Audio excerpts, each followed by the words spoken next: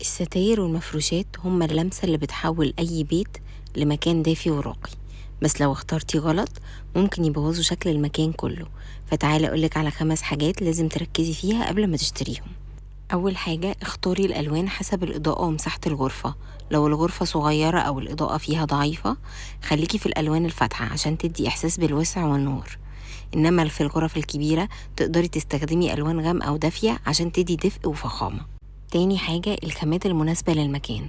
الستان والحرير بيليقوا على غرف النوم والمناسبات، لكن القطن والكتان عمليين أكتر للمكان اليومي أو للليفينج روم. وكمان الستارة التقيلة بتعزل الصوت والضوء ودي مناسبة للنوم أو المكاتب. تالت حاجة، التنسيق بين الستاير والمفروشات.